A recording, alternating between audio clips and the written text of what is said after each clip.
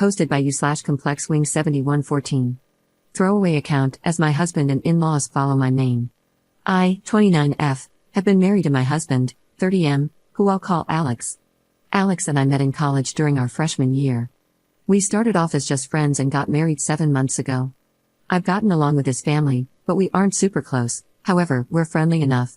The problem is that Alex has begun to make me incredibly uncomfortable. Firstly, he's begun to ask me who I'm meeting with, where, what we plan on doing, and how long I'll be gone every single time I leave the house without him. At first, I just thought he was being protective and a good partner, just in case something happened, but then he started checking my phone after the visits, vetting, and researching each of my friends as well. He has also been pressuring me to link my bank account to his, as he's in charge of the finances, even though he was perfectly fine with keeping them separate before. We fight about it almost every day. Finally, yesterday, when he was preparing to go on a work trip for 2 weeks in California, he demanded that I wear a tracker so he could keep an eye on me while he's gone. I can't do this anymore. I feel like I'm suffocating, and his family, who I've spoken to about his worrying behavior, just said he's being careful and protective, as a good husband should. I need to gather my things and find a way to be gone before he gets home without tipping him off. He's always threatened that if he ever found me cheating on him, he'd turn in divorce papers the same day. He keeps a filled-out copy in his desk. I'm going to submit those the day I leave. But there's so much to do, like finding a new place to live, seeing if my job has any transfers available, and packing and moving in 2 weeks. His return flight is May 11th, so I need to move quickly. I'm posting here because I don't have any close family, and I can't risk dragging my friends into this since we share the same friends. I just needed a place to vent and ask if anyone has any advice on the easiest and safest way to do this. Edit. Oh my god, you guys are amazing. I never even thought about not using his divorce papers. I'll check for cameras before I start any packing or prepping. I may also shred his divorce papers just in case and look into getting a lawyer for myself. I'm in a no-fault divorce state, that much I do remember, which will help. I'll update again when I know more. The tracker he wants me to use is a small clip to put on a belt or waistband. I'll wear it unless I'm going or doing something related to me leaving. No pets yet, thankfully. Update 1 day later. I've gotten a lot of support and helpful advice, along with questions that I thought I should clarify before proceeding with the update. Some ask why I'd be hiding things from Alex regarding going out and who I'm meeting with. I'm not, and I have nothing to hide.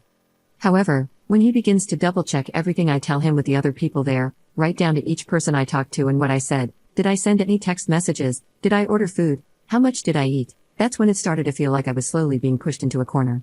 It didn't start out that bad, but gradually grew worse over time. All of the Reddit subs my in-laws' families are part of are related to gardening and DIY, so I highly doubt they'll see this. If they do, hopefully, I'll be gone by then. I talked to my job and explained things to my manager, and they promised to look into openings in other states to see if they could get me into one. They'll have an update on that in 3 days. I trust that my bank account is secure, considering he's tried to get into it before and failed. I found one camera in the kitchen, another in the living room, and one in our bedroom. As such, I've left them in place for now and have done all other planning in the bathroom, pretending I'm taking a bath. I'm honestly staying away from the domestic violence services since, unfortunately, my sister-in-law is higher up there, as she volunteers, and I have a feeling that if I showed up, they would know in a heartbeat. I can't look for apartments until I get the update from my work, but either way, I'm still going to be leaving the state. The day before I go, I will be changing my phone carrier and wiping my laptop and all of his electronics before I leave. I've met with 2 lawyers so far and had them look over the paperwork my husband had prepared, and both said it had some clauses that could have caused me trouble down the line. What alarmed all of us was the fact that several of those clauses dealt with future children, and not as a hypothetical. Like several here suggested, I have a feeling he fully intended on getting me pregnant to keep me trapped and tied to him. There are 3 other locations my job could send me to, and I have, as a precaution, begun looking into all 3 cities and housing in those areas, just in case one of them is where they send me.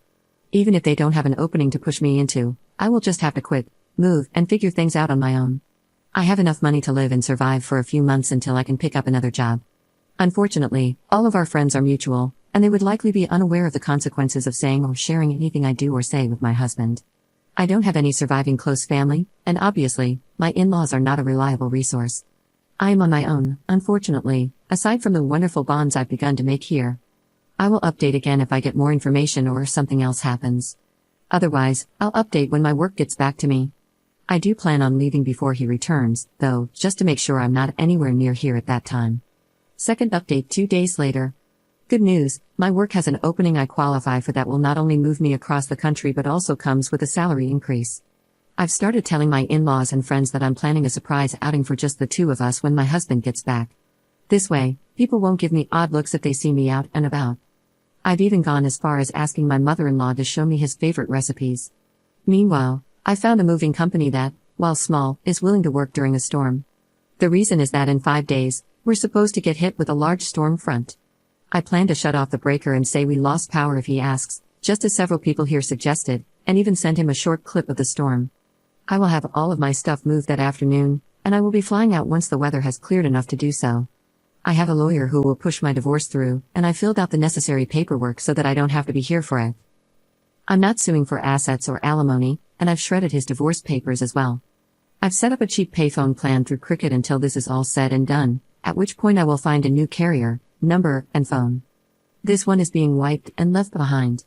My laptop is provided by my work, and the IT department inspected it thoroughly. It was clean, thankfully. No other electronics aside from my laptop. New phone will be coming with me. If Alex needs to talk to me, he can do it through my lawyer. I'm hoping nothing seems amiss to him until after I leave, and I'm not turning the breaker back on when I go. He can do that when he gets home. My work is covering the plane ticket, so at least that's one expense I don't have to worry about. Third update 1 week later. It's been a busy week, but I've gotten so much done. Firstly, I am now out of the house and staying in a hotel while I look for an apartment. It's a big city, bustling with people no matter where you look. A pretty bad storm system hit back home that actually lasted 2 days, high winds, thunder, lightning, and even hail everywhere. I didn't take much from the house, just my documents, clothes, and important sentimental items. I left all the furniture and electronics behind. I cleaned the house top to bottom and took pictures on my phone so he can't claim I damaged anything when I left. My lawyer has already started divorce proceedings, and my husband will be served on the 8th. His plane is due to land early in the morning, and the sheriff will be at the house waiting for him. He is very much concerned about public appearances and reputation. My lawyer will also call him to inform him that I am more than willing to expose everything about his actions publicly if that's what it takes to secure my freedom from him. I will go to court as long as necessary to get this pushed through. I haven't told our friends or his in-laws yet. I plan to do that while he's on the flight to prevent him from getting wind of it before he's handed the divorce papers. I will be calling around and explaining why we're getting divorced to try and prevent him from twisting this into somehow being my fault. I don't want him to claim I had an affair or something, so I want to get the truth out before he has a chance to twist it. I'm doing okay. I'm tired, but I feel almost jittery and off-kilter. I keep looking over my shoulder and monitoring what I say, even when I don't really need to anymore. Hopefully, that will fade soon. My work is covering the cost of the hotel, and I'm working on getting my other things in order. I also need to find a new general practitioner, as I want to get a full checkup just to make sure everything is okay. I don't know when my next update will be, probably when the divorce papers are filed or if we have to go to court to push them through. I'll try to keep my head up, but it feels like I'm in a whirlwind with so many things to do and think about. I kind of thought it would be easier once I got out of the house, but while the fear is smaller, the number of tasks seems to have only grown. Fourth update 1 week later.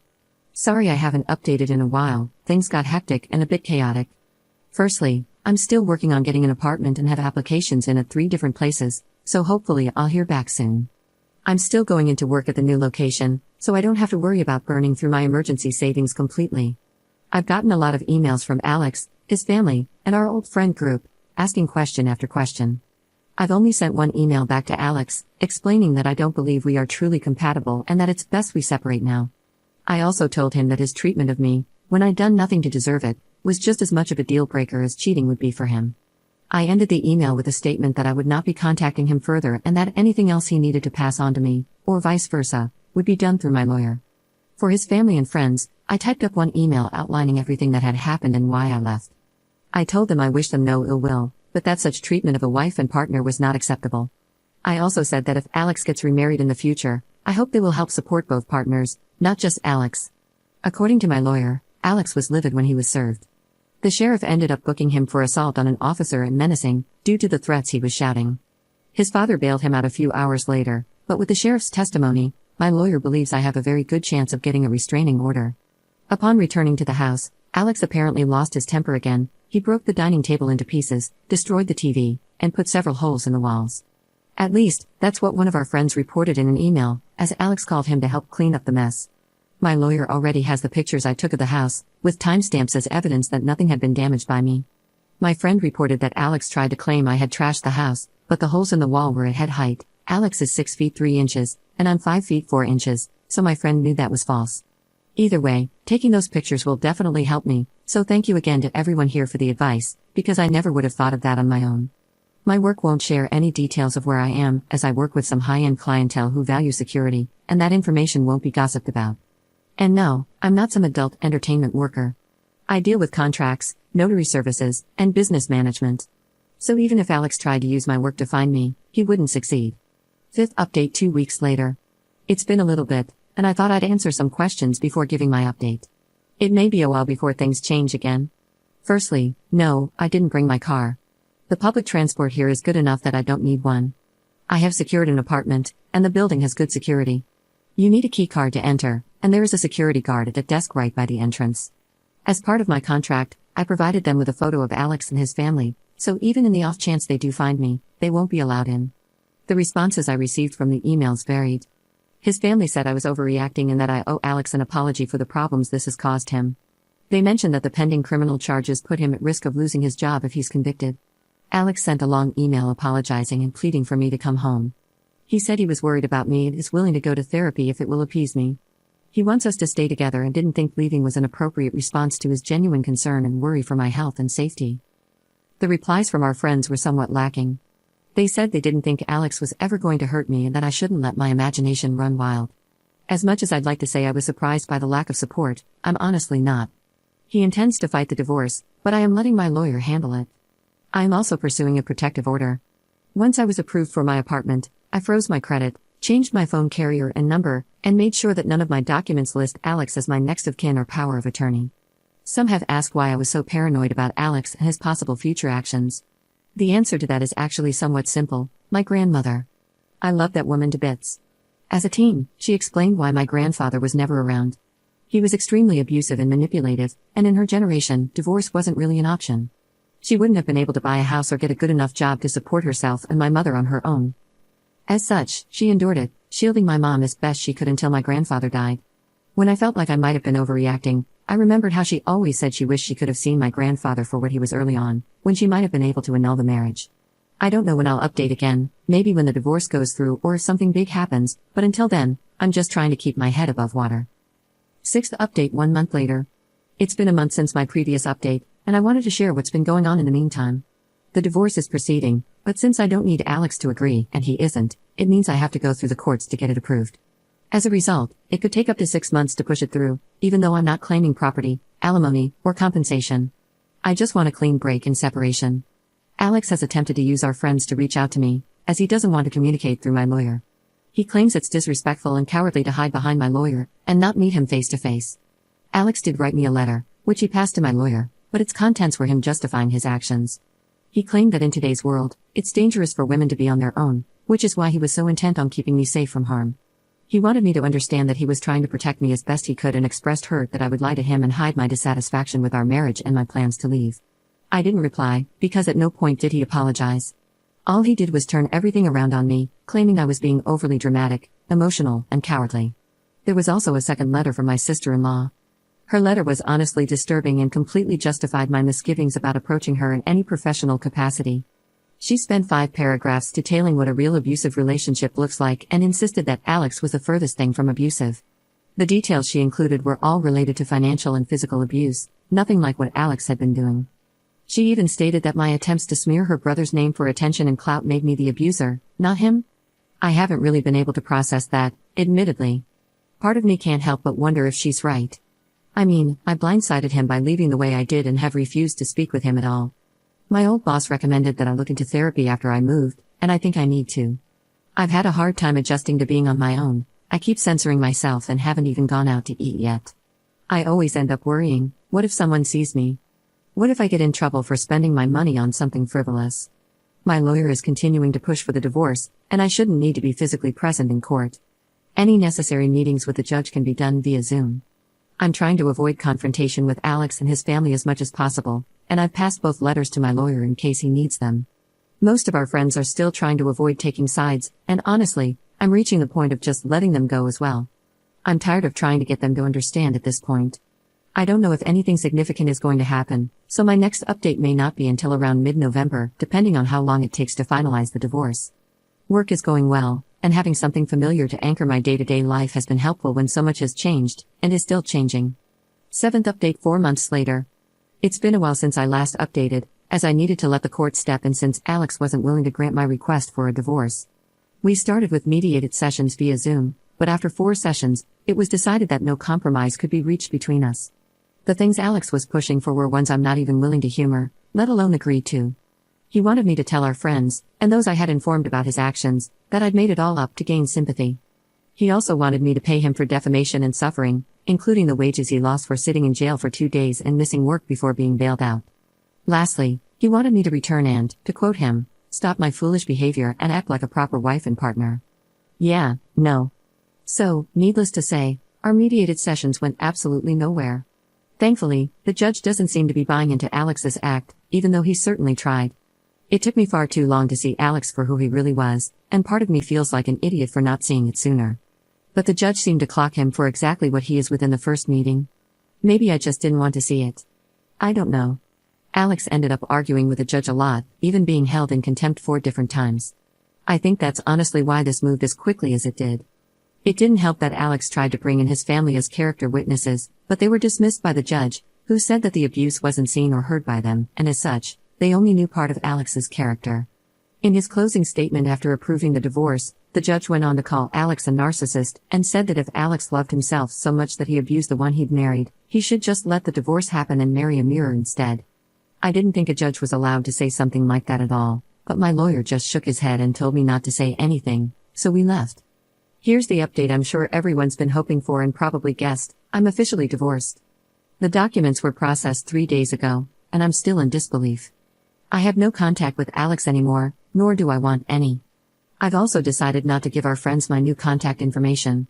While I may not have replied to everyone, I did read all of your comments, and your repeated reminders that they weren't actually friends really helped me see that. Since I've moved far from that place, I decided to start over: new home, new place, new friends. It's been a slow process, but I've started therapy, though it took almost 3 months to get in due to the usual wait times. I've been going 3 times a week ever since, and it's helping, even with things I thought I'd already worked through.